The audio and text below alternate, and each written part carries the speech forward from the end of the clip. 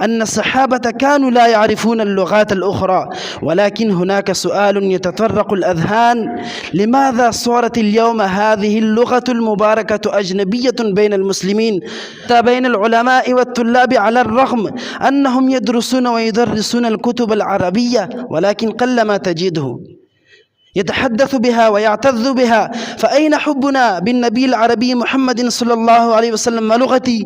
هل تحدثنا بلغته؟ وهل علمناها تلاميذها وأولادنا وشبابنا؟ ليس هذا مجرد سؤال، بل هو تنبيه كبير لغفلتنا عن لغة القرآن الكريم ولغة نبينا عليه الصلاة والسلام. إلى متى ستستمر هذه الغفلة عن هذه اللغة المباركة؟ فبالله عليكم أنزلوا إلى ميدان العمل لتظهروا جوهركم، وأقول لكم بكل أدب واحترام: تعلموا بالعربية وعلموها الناس، ولا بد لنا أن نعيش حياتنا اليومية بلغة نبينا محمد صلى الله عليه وسلم. فأنا لا أريد إطالة الكلام، واكتفي بالصلاة والسلام على نبينا المختار في الأنام والسلام.